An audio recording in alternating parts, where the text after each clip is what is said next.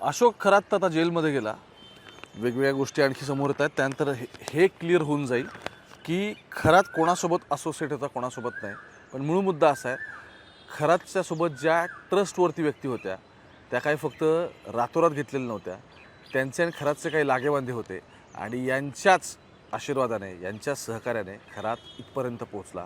त्याचं कारण असं आहे की तुम्ही त्या ट्रस्टचं एकदा डॉक्युमेंट काढून बघितलं की शिवनिका जे आहे ते त्यावर तुम्हाला कळतं की रुपाली चाकणकर म्हणजे महिला आयोगापासून ते नामकरण आवारे जे सिन्नरमधले एक रेप्युटेड व्यक्ती आहेत असं आपण म्हणू, तिथल्या औद्योगिक संस्थेचे ते आहेत, तिथपासून ते अगदी ललित पोफळे CA, त्यानंतर नाशिकचे डॉक्टर, असे सगळे वेगवेगळ्या याच्यातली तुम्हाला व्यक्ती दिसतील. पण महत्त्वाचं काय आहे, अशा सगळ्या व्यक्तीसोबत घेताना खरातने एक मोडस ऑपरंडी वापरली होती. ती ही होती की ह्या सगळ्या रेप्युटेड व्यक्तींना जर आपण सोबत घेतलं तर आपले हातपाय पसरवणं सोपं होईल आणि अर्थात आपल्या या सगळ्यातलं बॅकिंग वाढेल. इतका सहज त्याने विचार केला. पण मूळ काय या सगळ्यातलं की रुपाली चाकणकर तर गेल्या, म्हणजे सोप्या भाषेत म्हणायचं झालं तर त्यांची तर विकेट पडली असं आपण म्हणू. नामकरण आवारे यांचं नाव समोर होतं आहे. आवाऱ्यांना मी नाशिकमध्ये भेटलेलं, सिन्नरमध्ये भेटलेलं सुद्धा होतं. इंटरव्ह्यूला ते नाही म्हणाले पण भेटले मात्र मला बोलायला. त्यानंतर तिथून ललित पोफळे जे CA आहेत, पुण्यातले स्थायिक आहेत ते, अशा एक एक लिंक्स जोडत गेल्यानंतर कळतं की कुणी कुठे कुठे नक्की काय काय विषय केलेत ते. आजचा व्हिडिओ ह्याच्यासाठी आहे की या 3 ते 4 अशा व्यक्ती ज्यांच्या संदर्भातल्या कुंडल्या मी काढून आणल्यात आणि हे स्वतः कोण आहेत, यांनी खरातसोबत एक्झॅक्टली काय गोष्टी केलेल्या होत्या, त्यानंतर मग कुठे पाणी जिरलं, कुठे पाणी मुरलं, या सगळ्याचा एक पटापट धांडोळा घेऊ. आणि त्यानंतर मी तुम्हाला सांगतो की खरंच या सगळ्या प्रकरणामध्ये आता म्हणजे ज्याला आपण म्हणतो बॅक द डोर नक्की काय चालू आहे. कारण खरात तर आतमध्ये गेला आहे, त्यामुळे जे बाहेर उरलेत ते बाहेर उरलेल्यांची नक्की काय आता फिल्डिंग दाखवायची पद्धत आहे ते आपण सगळ्या व्हिडिओमधून समजून घेऊ. नमस्कार, मी ओमकार आणि मुंबई तकमध्ये तुमच्या सगळ्यांचं स्वागत. या व्हिडिओच्या सुरुवातीला तुम्हाला 1-2 नावं आणि फोटोज आता डिस्प्ले व्हायला सुरुवात होईल या स्क्रीनवरती. ते रेफरन्स म्हणून लक्षात ठेवा, कारण त्या सगळ्याचे पुढे एक एक आपण डॉट्स जोडणार आहोत. पहिलं नाव येतं ओंकार महाजन. ह्या स्क्रीनवर तुम्हाला आता जो फोटो दिसतोय तो अशोक खरातचा एकदम क्लोज अलाय होता. यंग पोरगा आहे, तरुण आहे आणि कायम अशोक खरातची गाडी चालवायला पण तो असायचा, अशोक खरातच्या सोबत असायचा, कुठे गेला तरी खरातच्या पुढे मागे तो करणार आणि खरातच्या सर्कलचा फायदा घेणं हा साधारण एक मोडस ऑपरंडी या सगळ्यावरून दिसते. दुसरा तुम्हाला फोटोसोबत आता फोटो दिसत असेल तो आहे मर्सिडीज कारचा. ही फोर्मॅटिक मर्सिडीज आहे, MH15 GL 8181 नंबर आहे. त्याच्या बाजूला उभा आहे तो कोण उभा आहे, त्याच्या बाजूला हाच परत एकदा ओंकार महाजन उभा आहे. बरं, याच्या आधीसुद्धा जासूदने एक मर्सिडीज गिफ्ट केलेली होती त्या खरातला.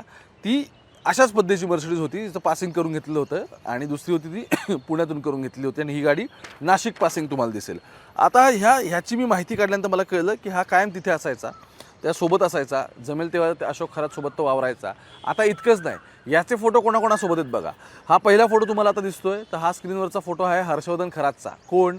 अशोक खरातचा मुलगा. त्याच्यासोबत हा ओंकार महाजन तुम्हाला दिसेल. दुसरा फोटो आला, दुसऱ्या फोटोमध्ये त्यासोबत कोण आहे, हा रुपाली चाकणकरांचा मुलगा आहे बघा. रुपाली चाकणकरांच्या मुलासोबत सुद्धा त्याचे फोटो आहेत. सो ही सगळी मंडळी एकत्र आधी असायची. सोहम बहुतेक त्याचं नाव आहे रुपाली चाकणकरांच्या मुलाचं. ही सगळी मंडळी सुरुवातीपासून सगळी एकत्र असायची आणि हे या खरातच्या सर्कलचे भाग होते. ज्या ज्या ठिकाणी खरात जायचा, जिथे त्याचे काही कार्यक्रम असायचे, ही सगळी पोरं तिथे उपस्थित असायची. आता पुढे समजून घेऊ ह्या सगळ्यांचं कनेक्शन काय ते. यातला पहिला गाडी क्रमांक येतो जो 8181 आहे. ती गाडी दिसतं आपल्याला की ती गाडी अशोक खरातच्या नावावरती आहे. पण दुसरी गाडी दिसते या सगळ्यातली ज्या गाडीचं आहे MH12 WE 2121 असा नंबर दिसतो, जो अर्धवट आला आहे. हे सगळं प्रकरण झाल्यानंतर ओंकार महाजनने त्याच्या सगळ्या सोशल मीडियाचे फोटो सगळे उडवून घेतले, पण समहाऊ ते मला मिळाले. आता त्या गाडीचं जेव्हा डिटेल आपण काढायचा प्रयत्न करतो तेव्हा ती गाडी दिसते कोणाच्या नावावरती. ती गाडी आपल्याला दिसते की एक्झिमियस फायनान्शियल ॲडवायझरी प्रायव्हेट लिमिटेड ही कंपनीचं नाव दिसतं. कंपनीच्या नावावरती ही रेंज रोवर घेतलेली आहे. 2-2.5 कोटीची गाडी, महागातली गाडी अत्यंत, जिचा 2121 नंबर आहे. ती गाडीसुद्धा या ओंकार महाजनसोबत आपल्याला वारंवार त्या गाडीसोबत दिसतो. त्याचे फोटो पण आहेत त्या गाडीसोबतचे.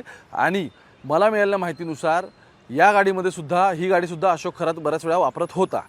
आता ही गाडी कोणाच्या नावाने काढायचा प्रयत्न केला तर मला दिसलं की ही एक्झिमियस फायनान्शियल प्रायव्हेट लिमिटेड कंपनी दिसते. म्हटलं ही कोणाची कंपनी, ती कंपनी काढायचा प्रयत्न केला. मग असं कळलं की या कंपनीची डिटेल काढल्यानंतर 2 गोष्टी दिसल्या. पहिलं काय, ह्या ओंकार महाजनची ही गाडी नाही आहे.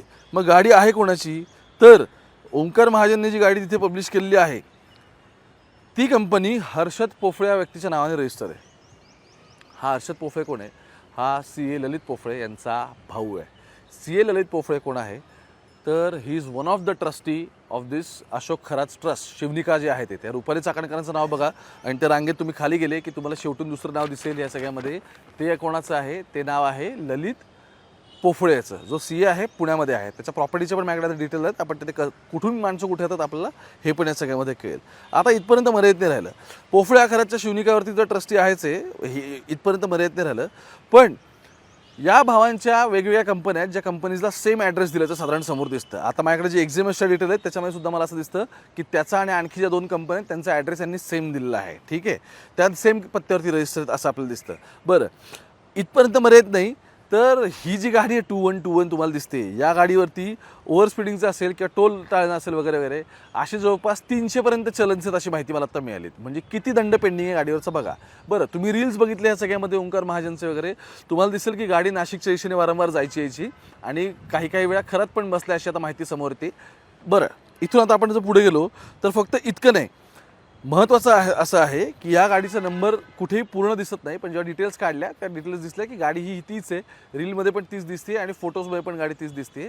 आता इथून एक गोष्ट क्लिअर झाली की या सगळ्यामध्ये या ना त्या कारणाने ललित पोफळेपर्यंत सगळं प्रकरण जातं. त्यामुळे पोफळे जर उद्या मीडियासमोर हे येऊन म्हणणार असेल की माझा आणि खरंचचा काही संबंध नाही, तर मूळ मुद्दा असा आहे की त्याच्या सख्या भावाच्या कंपनीवरती रजिस्टर असलेली कार तिकडे नाशिकमध्ये करत काय होती सारखी, या प्रश्नाचं उत्तर अजून मिळायचं राहिलं. ठीक आहे, इतकंच नाही.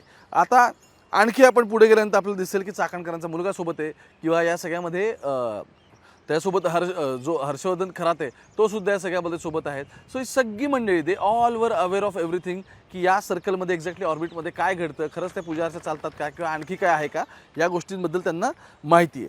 दुसरं महत्त्वाचं काय, जेव्हा आणखी तुम्ही पुढे या सगळ्यामध्ये गेलो तेव्हा मला आणखी दिसलं की ही जी जॅग्वारची लँड रोवर जी आहे तिचा पत्ता आणि पुण्यातला स्वारगेटच्या ठिकाणचा एक पत्ता आहे, त्याचा पत्ता आणि पोफळेच्या आणखी काही कंपन्यांचा पत्ता हे सेम आहेत. याचा अर्थ कंपनी सेम नावावरती रजिस्टर झालेली आहेत. दोन्ही भावांचे सुद्धा असतील तर कंपन्यांचा ॲड्रेस सेम आहे.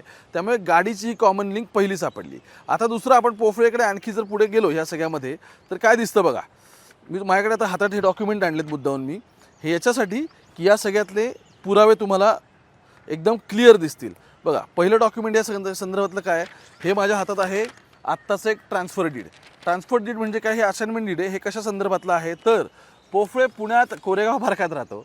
कोरेगाव पार्कातल्या अत्यंत आलिशान ठिकाणी त्याचा माझ्या माहितीनुसार 1.5 ते 2.25 एकर त्याची जमिनीचा प्लॉट आहे. म्हणजे साधारण तो प्लॉट किती तुम्हाला सांगतो एक्झॅक्टली, याचा आकडे आपण काढला तर त्याचा एक्झॅक्ट जर आपण आकडेवारी काढली या सगळ्यामध्ये तर तो 50,000 चौरस फुटाची जागा भरते. बरं, या सगळ्यामध्ये 9 रो हाऊसेस होते आणि साधारण ही 100 कोटींच्या जवळपास जाणारी मालमत्ता आहे. पण इंटरेस्टिंगली याची खरेदी जवळपास 19 ते 20 कोटींपर्यंत झाली, त्यापेक्षा जास्त काय याचे झाले नाही. तेवढेच पैसे भरले गेले. त्याच्यावरती काहीतरी 1.5 कोटीच्या संदर्भातला टॅक्स भरायचा होता, तेवढा पण भरला गेला. सो प्रॉपर्टीचं व्हॅल्युएशन काय आपण हे समजून घेऊ. आता या सगळ्यामध्ये ललित पोफळेने काय केलं, ती जागा जी आहे ती प्रकाश पोफळे म्हणजे वडिलांच्या नावावरती विकत घेतलेली आहे, त्यांच्या नावावरती जागा दाखवली. बरं, इतकंच नाही, मला असं कळलं की काही खूप मोठ्या कंपनीज आहेत ज्या मोठ्या कंपनीच्या फक्त CA म्हणून तो ते त्यामध्ये नाही आहे. तर इंटरेस्टिंगली याचे IPOs आणण्यामध्ये सुद्धा ललित पोफळेचा हात होता. आता मूळ प्रश्न असा आहे, विजय कुंभारांनी जे RT ॲक्टिव्हिस्ट आहेत त्यांनी पण हा क्वेश्चन रेज केला आहे की खरातचे पैसे इथे वळवले जात होते का, किंवा खरात जे इकडून तिकडून प्रॉपर्टीज गोळा करायचा त्याचं जे काय फॅसिलिटेशन डील्सचं असेल किंवा त्या मॅनेज करणं असेल, या गोष्टी सगळ्या पोफळे करत होता का, हा प्रश्न उपस्थित होतो. म्हणून आता यामध्ये काय झालं बघा की ही जी काय कंपनी होती, ही जी काय जागा होती 50,000 स्क्वेअर फीटची, तर ती जागा कोरेगाव पार्कात आहे. कोरेगाव पार्क पुण्यातलं एकदम लाईम लाईट आणि एकदम क्रीम एरिया आहे जिथे हे सगळं आहे. इथल्या जागेमध्ये 19.5 लाखाचं सगळं डील त्यांनी दाखवलं आहे. जागेची किंमत 100 कोटींपेक्षा जास्त आहे. बरं, इतकंच नाही, 9 रो हाऊसेस तिथे वेगवेगळे आहेत.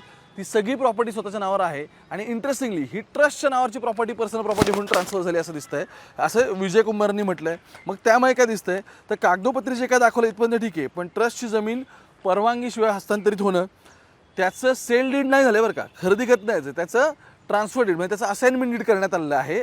आणि त्यानंतर पुढे काय तर ट्रान्सफर डीड झाल्यानंतर 35 वर्ष त्यात काहीच नव्हतं. जमिनीचा ताबा विबा फक्त घेऊन ठेवण्यात आला होता आणि त्यानंतर याचं कन्फर्मेशन डीड अचानक करण्यात आलं. आणि इंटरेस्टिंगली मग यामध्ये कायद्याचं उल्लंघन झालंय का असा प्रश्न विजय कुमारांनी संपूर्ण प्रकरणात उपस्थित केला आहे. आता हे डॉक्युमेंट एकदा बघितल्यानंतर घोरपडीचे जे काही आहेत माझ्याकडे हे क्लिअरली दिसतं. ह्या सगळ्यामध्ये ट्रान्सफर डीड आहे, त्यामध्ये किती पैसे भरले किती नाही या सगळं पण दिसतं आणि सगळ्या प्लॉट मालकांची सगळ्यामध्ये नावं आहेत.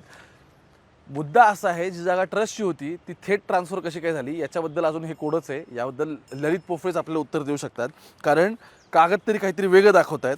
आणि दुसरं या सगळ्यात जो आधीचा सामायिक सातबारा होता त्या सातबाऱ्यामध्ये वेगळ्या लोकांची नावं आहेत, तिथून हे थेट ट्रान्सफर करण्यात आलं. आता पोफळेंचं ते झालं. यामध्ये आणखी एक नाव येतं, ते म्हणजे नामकरण आवारे यांचं. आवारेंना मी स्वतः पण भेटलेलो होतो. त्यानंतर त्यांना इंटरव्ह्यूसाठी विचारलं, ते मला नाही म्हणाले. पण बघा, एकेकाळी आवारे आणि अशोक खरात एका ताटात जेवणारा व्यक्ती, हे मी तुम्हाला सांगतो. एकदम क्लोज एकमेकांच्या. शिवनिका ट्रस्टवरती पण होते.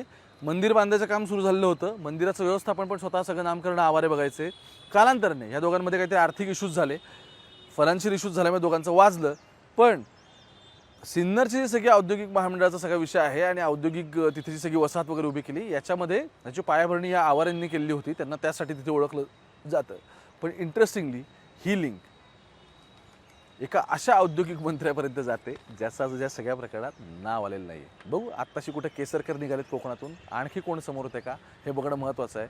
पण नामकरण आवारे जरी ह्या सगळ्या स्वतःला म्हणत असले की मी या सगळ्यापासून अलिप्त आहे, तरीसुद्धा बच्चू कडूंपासून ते एकनाथ शिंदेंपर्यंत आणि तुम्ही रुपाली चाकणकरांपासून ते विखे पाटलांपर्यंत तुम्ही कोणत्याही नेत्याचं नाव घ्या, बऱ्याच फोटोजमध्ये तुम्हाला आवारे हे अशोक खरातच्या बाजूला उभे राहिलेले दिसतील. त्यामुळे आवारे जर म्हणत असतील की मला ह्या सगळ्याबद्दल काहीच माहीत नाही, काय झालं काय नाही ते, तर आवारेंनी याच्यावरती स्पष्टीकरण देणं गरजेचं आहे की ठीक आहे, आधी ज्या काही गोष्टी घडल्या त्या मला माहिती होत्या पण मी बोललो नाही, पण आता मात्र मी या सगळ्यापासून अलिप्त आहे, त्यामुळे मला या सगळ्यामध्ये कोणी मध्ये ओढू नये. पण अर्थात आवारांचं म्हणणं आहे की मला सुरुवातीपासून काहीच माहिती नव्हतं. अर्थात कोणाला काय माहिती हे वेळेनुसार हळूहळू बाहेर येईलच आणि असे डॉक्युमेंट्स मी तुमच्यापर्यंत या सगळ्या प्रकरणातले आणण्याचा प्रयत्न करीन.